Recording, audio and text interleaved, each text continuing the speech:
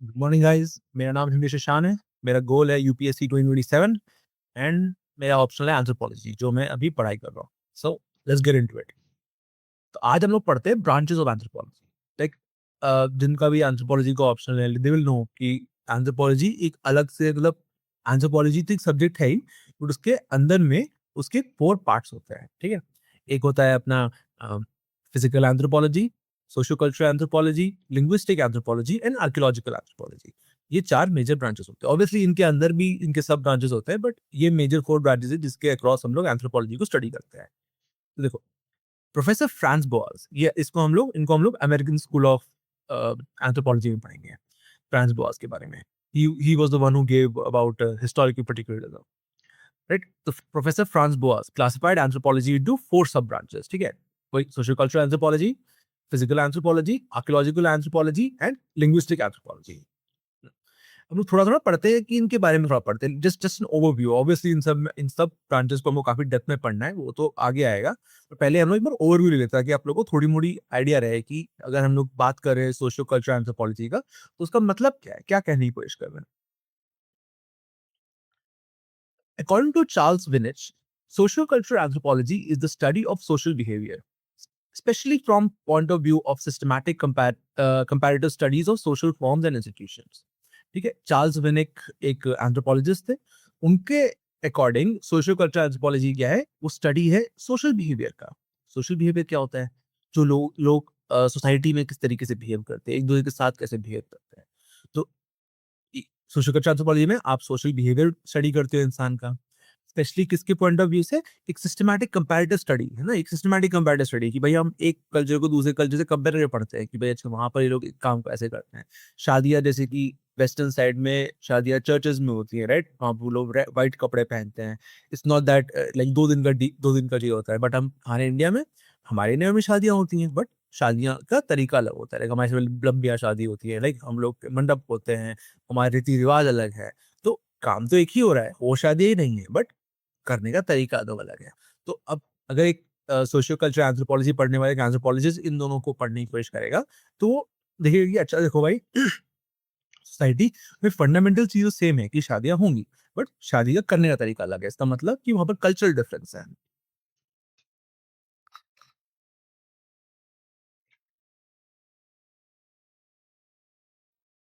हुँ। अब socio cultural anthropologists are interested in the description and comparison of all human cultures, ठीक है? मतलब description कि भाई उनको थोड़ा जानना है, आइडिया लगना चाहिए, डिस्क्राइब करो कि भाई तुम्हारा कल्चर कैसा है, और कंपैरिजन कि भाई अच्छा ये कल्चर में ऐसे होता है, दूसरे कल्चर में इस तरीके से होता है। तो सोशियो कल्चरल एंथ्रोपोलॉजिस्ट इस चीज़ में इंटरेस्टेड होते हैं। And this and they search describe diverse cultures को, है ना? और वो लोग ढूँढ-ढूँढ के लाइक वो लोग अलग-अलग कल्चर्स को वो लोग डिस्क्राइब करते हैं और सीखते हैं उसके बारे में। The goal of sociocultural anthropology has always been to describe entire range of human behavior and similarities and difference between diverse cultures. ठीक है? तो गोल क्या है सोशियो कल्चरल एंथ्रोपोलॉजी का? वो हमेशा क्या रहा है? To describe entire range of human behaviour. कि हमेशा सोशियो कल्चरल एंथ्रोपोलॉजी में हम लोग इंसान को एक सोशल बीइंग की तरह हम लोग उसको स्टडी करते हैं। तो फिर एक सोशल बीइंग की तरह जब हम लोग इंसान की स्टडी करते हैं, तो हम लोग ये भी देखते हैं कि भई वो जितनी भी तरह-तरह के अलग-अलग बिहेवियर एक इंसान करता है एक सोसाइटी के अंदर, तो हम उस पूरे रेंज ऑफ बिहेवियर को एक्सप्लेन करने की कोशिश करते हैं सोशियो कल्चरल एंथ्रोपोलॉजी के अंदर। और सिमिलैरिटीज़ को भी जो अलग-अलग कल्चर्स के बीच में है। जैसे अभी हमने देखा फंडामेंटल पॉइंट कि शादी में शादियाँ हो रही है that is a fundamental similarity between cultures. But किस तरीके से हो रही है दैट इज़ डिफरेंट। अब स्कोप क्या है सोशियो कल्चरल एंथ्रोपोलॉजी का? देयर आर वेरियस सब fields of socio cultural anthropology like first ecological anthropology. It describes about relationship between human culture and it's environment. देखो नाम में ही इकोलॉजिकल है। इको मीन्स एनवायरनमेंट, जिस इकोलॉजी में आप रह रहे हो, राइट? तो अब कल्चर जो होता है वो इवॉल्व होता है आपके एनवायरनमेंट के हिसाब से।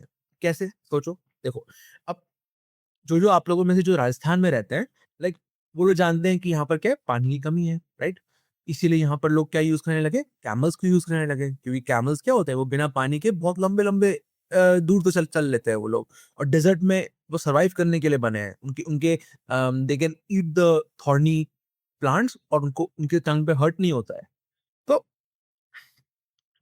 यहाँ के लोग कैमल्स को इसलिए यूज़ करने लगे। अब ऐसा था नहीं कि उन लोगों को कैमल से कोई अलग-सा प्यार था इसलिए उन्होंने कैमल्स को यूज़ करने लगे, नहीं।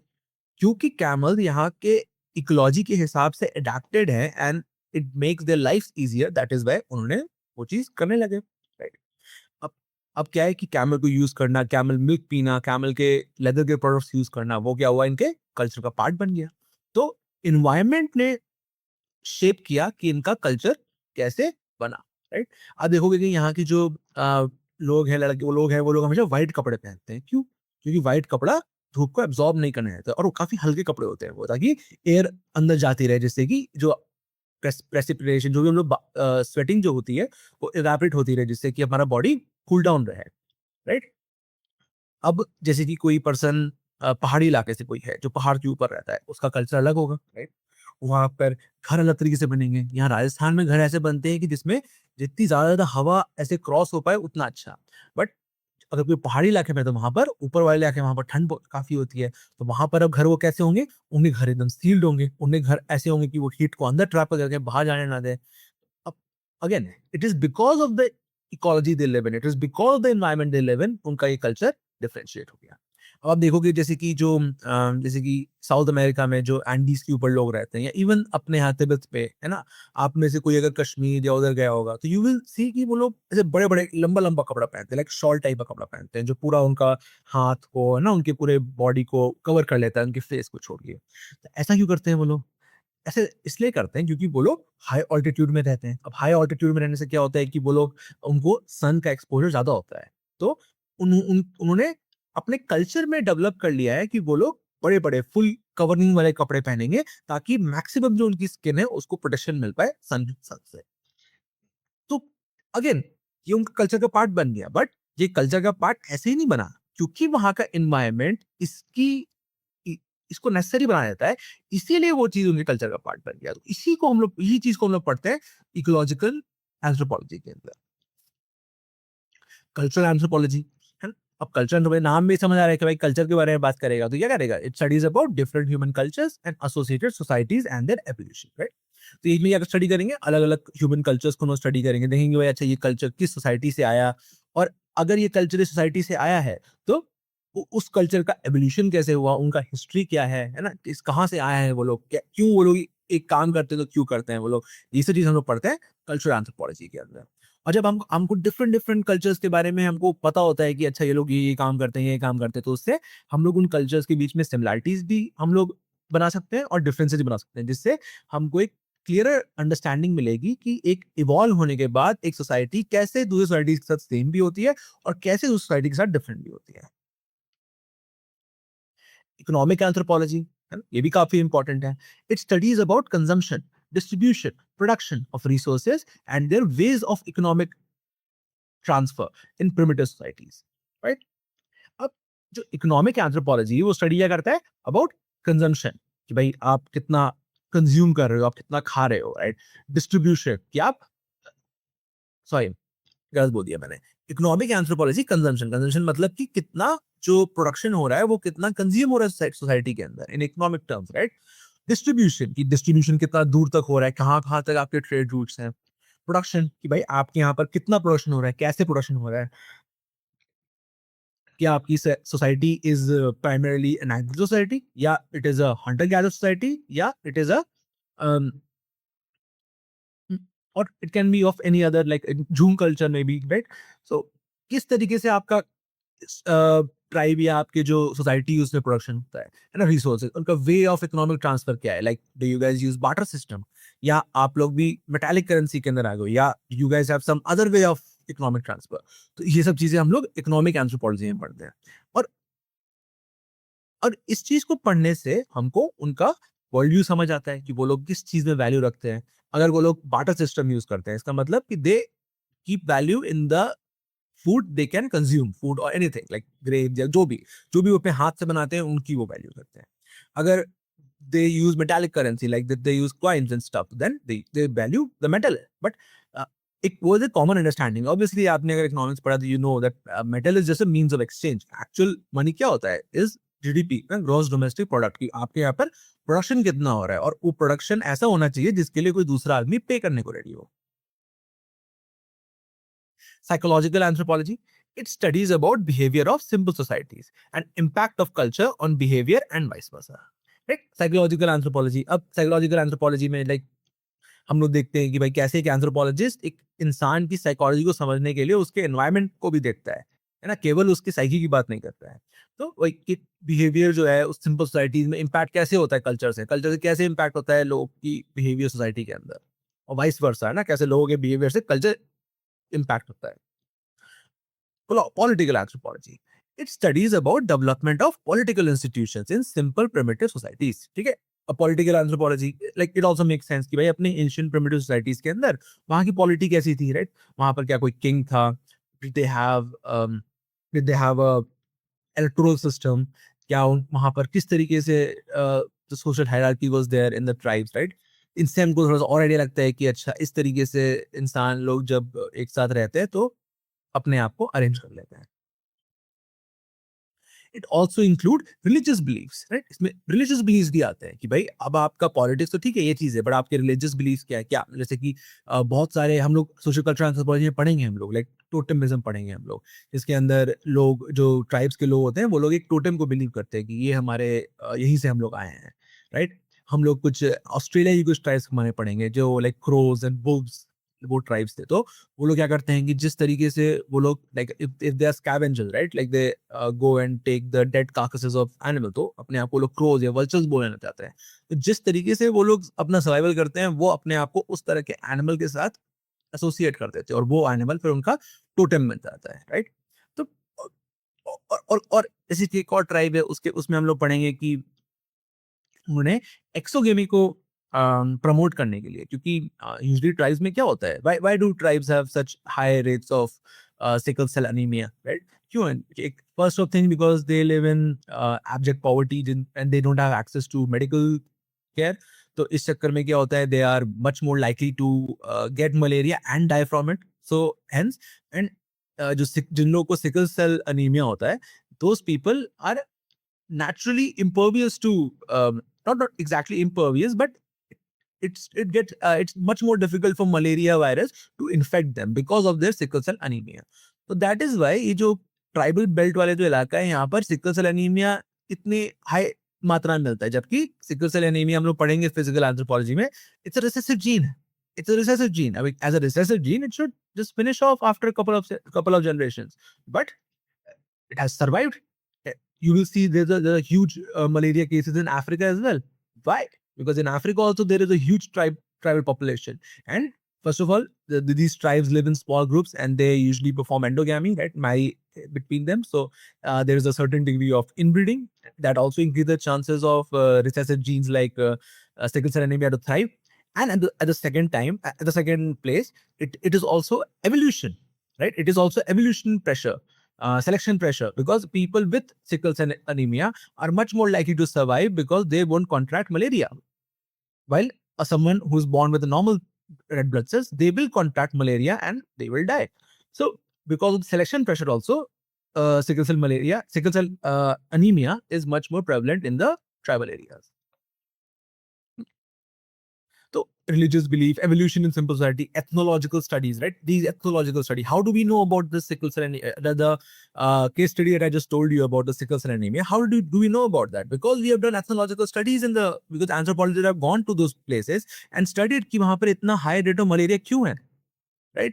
हमको मेडिकल साइंस से नॉलेज मिलती है कि भाई जो सिकल सेल एनीमिया है that makes it much more difficult for the person to contract malaria, right? क्योंकि वहां पर there is no vaccination, there is no medical. So जो लोग कॉन्ट्रैक्ट करने का चांस कम है, they are the only one who will survive, they are the only one who will breed, they are the only one who will have further generations, and of course when their genes is what gets passed down, a recessive gene like sickle cell anemia also gets passed down. And if it's endogamy, it's even worse. It can be that even the mother side has sickle cell anemia, so now it comes from both the parents, so now there's a much higher chance that the progeny will inherit the sickle cell anemia disease. Various social issues like marriages, kinship is also studied, social cultural anthropology, right? Kinship, marriages, these are हम लोग पढ़ेंगे, like Louis Henry Morgan, right? He's a very famous, um, a very famous thinker from American School of Anthropology. He described marriages and there types, है ना? उसने किनशिप्स को भी काफ़ी अच्छे से एक्सप्लेन किया। ये सब हम लोग सोशल कल्चर में पढ़ेंगे, जब हम लोग लुईस हेनरी मॉर्गन को पढ़ रहे होंगे। अब रेलेवेंस क्या है? To understand kinship and social organization, their development from primitive to modern society, to understand material life and associated tech and its development, right? तो अब अंडरस्टैंड करना पड़ेगा किनशिप को, सोशल ऑर्गेनाइजेशन को, कि भाई किनशिप मतलब कि एक पति पत्नी का क्या रिलेशनशिप होता है, एक भाई बहन का क्या रिलेशनशिप होता है, एक भाई बहन का रिलेशनशिप होता है। ये क्या किनशिप्स हैं जो हमारी सोसाइटी के अंदर एग्जिस्ट करती है, जिसके थ्रू हम लोग जीते हैं, राइट? एंड सोशल ऑर्गेनाइजेशन क्या है, मतलब कि हमारी सोसाइटी ऑर्गेनाइज किस वे से है, किस तरीके से किन लोगों को क्या काम दिया है, या फिर किस किस तरीके से हायरार्की हमारे सोसाइटी में सेटअप है। इन सब चीज को अगर हमको अंडरस्टैंड करना है, तो इसके लिए हम लोग को सोशियो कल्चरल एंथ्रोपोलॉजी पढ़ना पड़ेगा। तभी हमको पता चलेगा कि हमारी सोसाइटी में चल क्या रहा है। और ये भी हमको उससे स्टडी करने को समझ आता है कि कैसे एक प्रिमिटिव सोसाइटी से आज की मॉडर्न सोसाइटी इवॉल्व की है। क्योंकि जब हम लोग ये kinship and social organization in primitive societies का पढ़ेंगे, तो we get a glimpse in the past, and then हम लोग उस पास्ट से कनेक्ट कर सकते हैं कि आज हमारी जो किनशिप्स हैं, आज जो हमारे रिलेशनशिप्स है, वो कैसे हैं। ना to understand material life and associated tech and its development, है ना? मटेरियल लाइफ, भाई आजकल जो हमारे आसपास का जो मटेरियल है, उसकी लाइफ को अंडरस्टैंड करने में हमको हेल्प करता है socio cultural anthropology, right? Because अलग अलग कल्चर्स में लोग अपने घरों में अलग अलग चीजें यूज करते हैं, तो आप जो अपने घरों में अलग अलग चीजें देखते हो, उससे आपका डिस्टिंक्ट कल्चर को पता चलता है।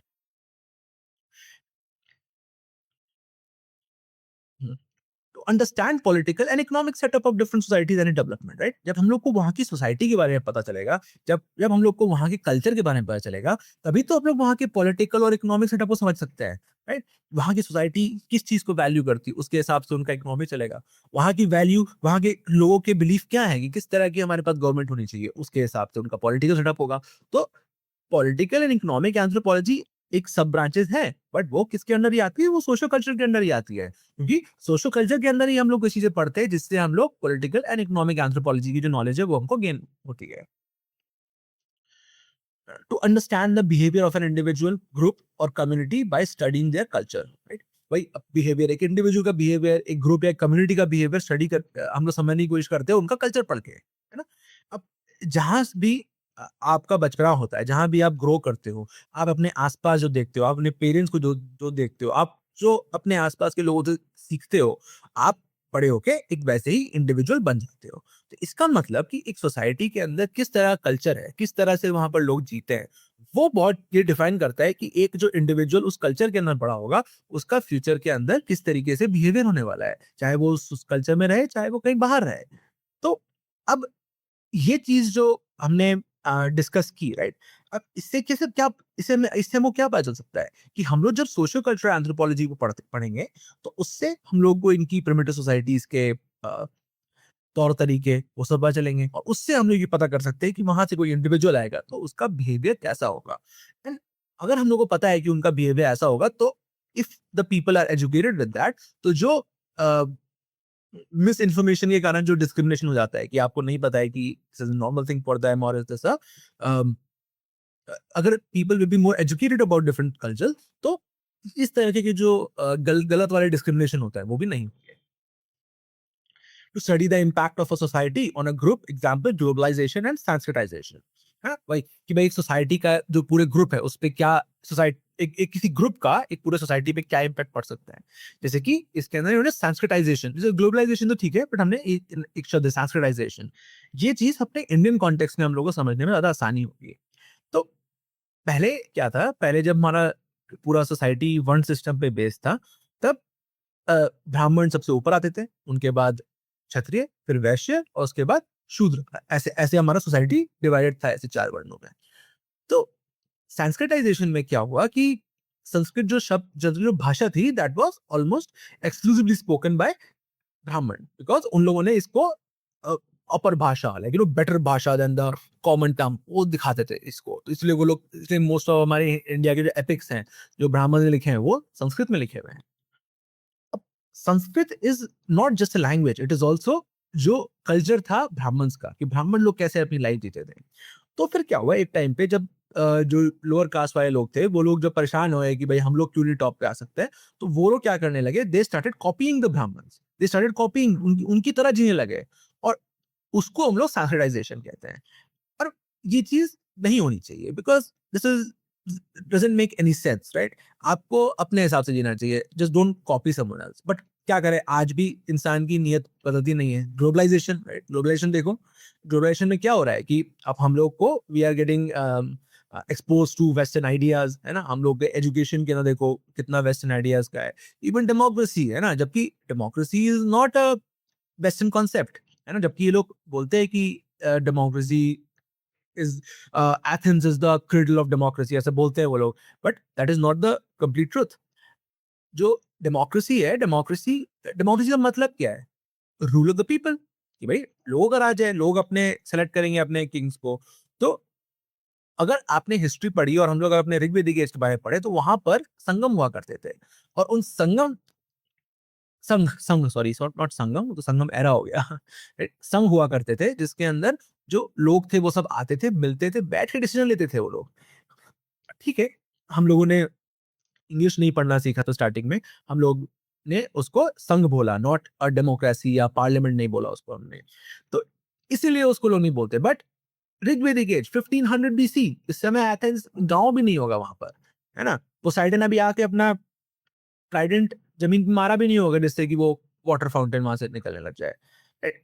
और हमारे यहाँ पर वो डेमोक्रेसी चल रही थी। And there are many other examples, even in ancient America, ancient America there was a tribe, वो लोग भी uh, वो लोग भी ऐसे ही जीते थे, डेमोक्रेटिकली जीते थे, वो लोग रूल करते थे साथ में। और अब देखो ग्लोबलाइजेशन, राइट? हम लोग हमारी खुद की भाषाएं भूलते जा रहे हैं। हम लोग हिंदी को उतना रिस्पेक्ट नहीं देते हैं, सब लोग सिर्फ इंग्लिश इंग्लिश पढ़ रहे हैं, जबकि इंग्लिश हमारी भाषा है भी नहीं, वो तो हमारे जो कॉलोनियल मास्टर्स थे उनकी भाषा है जिसको हम लोग पढ़ रहे हैं। अब यही बात है कि हम इंडिया का जो मेजर एक्सपोर्ट है, that is in service sector, right? अब जब मेजर एक्सपोर्ट ही हमारा सर्विस सेक्टर के अंदर है, and majority of the world speaks English, तो इंग्लिश में सर्विसेज प्रोवाइड करना just makes physical sense. But does it make long term sense to forget our own culture? You tell me. तो ये तो हमने सोशल कल्चरल एंथ्रोपोलॉजी का एक basic overview लिया। अब हम लोग चलते हैं अगला, फिजिकल एंथ्रोपोलॉजी के अंदर। अब फिजिकल एंथ्रोपोलॉजी क्या होती है?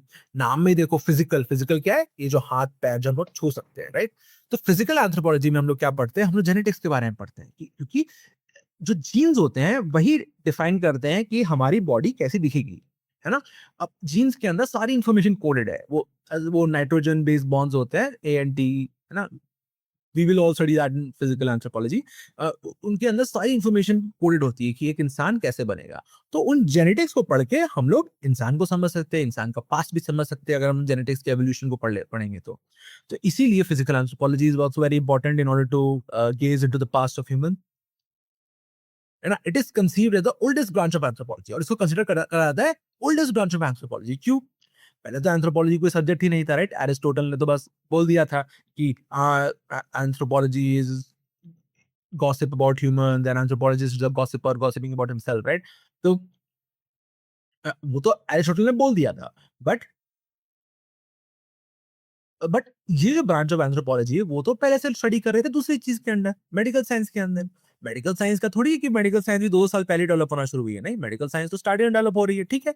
वी डिडंट हैव द जो आज की जो मॉडर्न टेक्नोलॉजी से जो मेडिकल साइंस में जो इंप्रूवमेंट आया वो नहीं था, बट मेडिकल साइंस तो थी। हमारे इंडिया में भी बहुत सारे पुराने राइटर्स आपको मिलेंगे जिन्होंने मेडिसिन के ऊपर काफी ओल्ड किताबें लिख रखी है ना? Father of Ayurveda, right? बताना आप लोग मेरे को कौन है वो। फिर वेस्ट में भी यही है कि बहुत सारे लोगों ने स्टडी कर रखा है ह्यूमन बॉडी के बारे में, है ना? एनाटॉमिकल स्टडी कर रखा है ह्यूमन बॉडी के बारे में। तो लोगों को ये बात पता नहीं था कि वो लोग, शायद पता नहीं होगा उनको कि वो ह्यूमन एवोल्यूशन के लिए ये चीज स्टडी कर रहे हैं, बट अब उनने स्टडी किया है तो हम लोग उसको यूज कर रहे हैं। तो इसीलिए फिजिकल एंथ्रोपोलॉजी को कंसिडर किया जाता है सबसे पुराना branch of anthropology, and it studies about biological evolution of man and development of medicine and genetics, right? तो यह स्टडी करता है बायोलॉजिकल एवोल्यूशन ऑफ मैन, कि भाई हम लोग कैसे बंदर से इंसान बने धीरे धीरे धीरे, और development of medicine and genetics,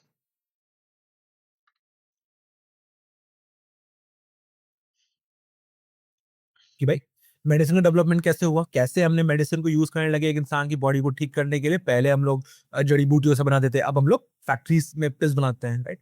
और जेनेटिक्स जेनेटिक्स का डेवलपमेंट कैसे हुआ, राइट? इसमें लोग मेंडल के बारे में पढ़ेंगे, जिसने पीस की स्टडी की थी। अब in contemporary time it also studies the effect of culture on biological evolution of human being.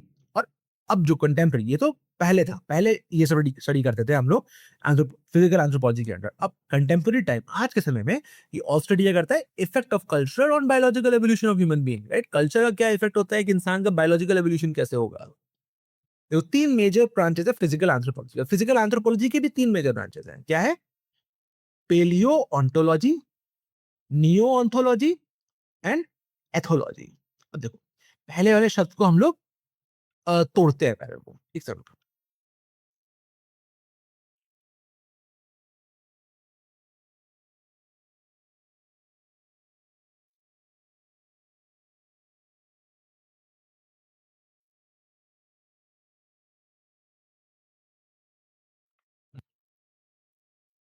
कर हाँ, पेलियोंटोलॉजी, राइट? नाम देखो क्या लिखा हुआ है उसके अंदर। पेलियो, PALAEO, पेलियो, PALAE, पेली। ये क्या होगा? Old. Onto, onto is bone, logy is study. इसका मतलब पुराने हड्डियों की पढ़ाई। इसीलिए पेलियोंटोलॉजी क्या होता है? Study of extinct primates and their evolution to modern man, right? समझा है ना? कि एक्सटिंक्ट प्राइमेट जो निएंडरथल्स थे या होमो इरेक्टस, होमो हैबिलिस, जो हमारे पुराने एंसेस्टर्स थे, उनकी जो एक्सटिंक्ट जो वो लोग हो गए, उनका जो एवोल्यूशन था आज के मॉडर्न मैन मैन तक आने तक, राइट? वो स्टडी पेलियोंटोलॉजी में करते हैं, क्योंकि उसके लिए हम लोग को पुराने हड्डियों को पढ़ना पड़ता है। अब नियो ऑन्थोलॉजी क्या होता है? देखो, इसमें भी वही सेम चीज़ है, आज की हड्डियों की स्टडी करना। तो अब ये क्या करते हैं, ये लोग लिविंग प्राइमेट, जैसे कि ओरांगुटान है या चिंपैंजी है, तो क्या करेंगे? ह्यूमन स्केलेटन को स्टडी करेंगे और एक चिंपैंजी के स्केलेटन को स्टडी करेंगे और देखेंगे भाई इन दोनों में क्या-क्या डिफरेंस है, क्या-क्या सिमिलैरिटीज़ हैं, right? Study about living primates and their anatomical comparison with humans. Ethology क्या होता है? Scientific study of animals, like development of language, group life, capacity of cultural development, है ना? तो अब एथोलॉजी क्या है? अब ये साइंटिफिक क्या स्टडी ऑफ एनिमल है, जैसे कि जो जेन गुडॉल है, राइट? उसने क्या किया था? She went to Africa and studied and about the culture of the chimpanzees there, right? उनका जो सोशल लाइफ कैसा था। She stayed there for years and years and वहीं पर उसने डॉक्यूमेंट्रीज बनाई, सब कुछ बनाई है उसने। तो उसी से उसने सीखा कि भाई एक चिंपैंजीज कैसे जीते हैं ना, उनकी सोशल लाइफ क्या होती है। और उससे हम लोग अपनी सोशल लाइफ को समझने की थोड़ी कोशिश कर सकते हैं। हम्म। अब स्कोप ऑफ फिजिकल एंथ्रोपोलॉजी, अब फिजिकल एंथ्रोपोलॉजी का स्कोप क्या है? एंथ्रोपोमेट्रिक्स, है ना? एंथ्रोपोमेट्रिक्स मतलब देखो, एंथ्रो ह्यूमन, एंथ्रोपो ह्यूमंस के ह्यूमंस के बॉडी पार्ट्स की मेट्रिक्स मतलब उनका मेजरमेंट। तो इसी के अंदर आता है, जैसे शू साइज है। अब कैसे पता है कि भाई मैक्स वर्ल्ड का ऑन एन एवरेज से कॉमन शू साइज होता है 8, नंबर 8? कैसे पता है ये चीज हम लोग को? ये हम लोग को पता है एंथ्रोपोमेट्रिक्स पढ़ने से, है ना? इसके अंदर ह्यूमंस की स्टडी की गई है across a long period of time, जिसके अंदर और across very vary across the arrays of different people from different areas. इसलिए हमको पता है ऑन एन एवरेज ऑलमोस्ट सबका शू साइज 8 के बराबर था। इसीलिए शू वाली जो कंपनीज होती हैं वो सबसे ज्यादा मात्रा में भी 8 नंबर के शूज प्रोड्यूस करती हैं। फिर बाकी शूज उनके चांसेस ऑफ इंसिडेंट्स के हिसाब से नंबर उनका कम होता रहता है। Anthropometrics study basic dimensions of human body in comparison to primates and other races, right? Raciology, study of different races in the world. Raciology, different races. क्या हमारे जो humans हैं, हम लोग basically 3 races में divided है: Mongoloid, Caucasoid and Negroid. Negroid are the people from like basically North Africa. Caucasoid are the Europeans, ना? America में जो रहते हैं या ऑस्ट्रेलिया में जो रहते हैं। और Mongoloid are the people who live in the eastern part of Asia, right? China, Japan, South Korea, North Korea, Vietnam, even northeast of India. Right? हम नॉर्थ इंडियंस, हम लोग क्या हैं? हम लोग इन सब चीज का मिक्सचर है, right? इन सब चीज का हमारे अंदर थोड़ा मंगोलॉइड डीएनए भी है, हमारे अंदर थोड़ा हमारे अंदर नेग्रोइड डीएनए भी है और हमारे अंदर कॉकसॉइड डीएनए भी है, right? हम लोग जो आर्यन इन्वेजन थ्योरी है, उसका जो मेजर बेसिस है कि हम लोग उसको क्यों मानते हैं, वो हम लोग मानते हैं इसी रीजन के कारण, क्योंकि हम लोग जब साउथ इंडियंस की स्टडी करते हैं तो हमको दिखता है कि उनके जेनेटिक स्टडीज के अंदर predominant gene is negroid, so they are more closely related to the people from Africa. But जब हम लोग हमारे नॉर्थ इंडियन स्टडी करते हैं तो हम लोग को हमारी जेनेटिक्स के अंदर कॉकसॉइड डीएनए भी दिखता है, मंगोलॉइड डीएनए भी दिखता है और नेग्रोइड डीएनए भी दिखता है। तो अब हम लोग को लगता है कि अच्छा हो सकता है कि नॉर्थ से सेंट्रल एशिया या है ना कॉकसॉइड माउंटेन्स जहाँ पर है अजरबैजान आर्मेनिया, फिर उस एरिया से हम लोग आए होंगे और फिर हम लोग यहाँ पर आके नॉर्थ इंडिया में सेटल कर गए। और जो इंडिया के जो एंशिएंट लोग थे जो इंडिया में पहले से रहते थे वो लोग थे साउथ इंडियन लोग, जिन लोग को साउथ में पुश कर दिया गया। जेनेटिक्स अभी तो मैंने देखा कि जेनेटिक स्टडी करनी ही पड़ेगी, राइट? हम लोग उसमें बहुत सारे जेनेटिक डिजीजेस के बारे में पढ़ेंगे, उनको प्रिवेंट कैसे करते हैं, है ना? हम एज एन एंथ्रोपोलॉजिस्ट ये भी आपका काम हो सकता है कि you can go and study ethnography of someone and then you can calculate कि भाई कितनी चांसेस हैं इस जेनेटिक डिजीज के रीअकर होने में इनकी प्रोजेनी में।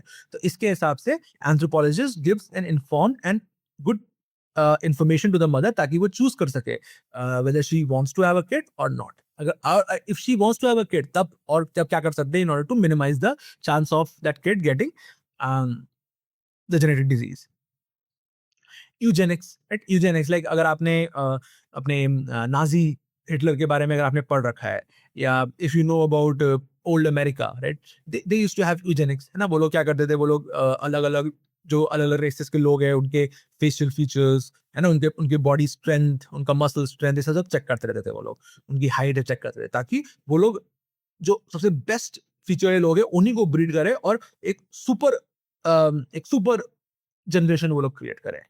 But that was very racist and very Nazi centric. So this was all scrapped. Epidemiology, ये क्या है? Study about various communicable and non-communicable diseases, their prevention and cure. Right? Epidemiology, epidemic. अभी अभी हम लोग एपिडेमिक से निकले हैं, राइट? कोविड-19। तो एपिडेमियोलॉजी मतलब डिजीज के बारे में स्टडी करना, कौन दोनों तरह की डिजीज है, communicable disease and non communicable disease. Communicable disease क्या होती है भाई? कम्युनिकेबल डिजीज यानी मतलब आपसे वो किसी और को लग सकती है, जैसे खांसी। आपको कॉमन कोल्ड हो गया है, चाहे वायरल हो चाहे बैक्टीरियल हो, अगर आप खांस दोगे किसी के ऊपर तो उसको भी वो हो जाएगा, तो वो कम्युनिकेबल डिजीज हो गई। अब नॉन कम्युनिकेबल डिजीज क्या होती है? नॉन कम्युनिकेबल डिजीज जो आप ऐसे ट्रांसफर नहीं कर सकते, जैसे कि डायबिटीज, राइट? अब diabetes is not a disease कि आपको कोई बैक्टीरिया लग गया है, वायरस लग गया तब नहीं डिजीज है, वो डिजीज है as a lifestyle disease, right? Hypertension that is also lifestyle disease, तो वो सब नॉन कम्युनिकेबल डिजीज हो गए। तो एपिडेमियोलॉजी में हम लोग ये दोनों चीज पढ़ते हैं। Study of growth and development, right? हम लोग को ये भी काफी इंपॉर्टेंट पार्ट है फिजिकल एंथ्रोपोलॉजी का कि एक छोटा बच्चा, हम लोग सारी एजेस को बहुत डिटेल में पढ़ेंगे कि एकदम इंसेक्शन से एक बच्चा जब एडल्ट बनता है उस समय तक उसकी ग्रोथ के अंदर क्या क्या डिफरेंट डिफरेंट लेवल्स होते हैं, इस डिफरेंट डिफरेंट फेजेस के थ्रू वो बच्चा जाता है, इसका ब्रेन डेवलपमेंट सब कुछ।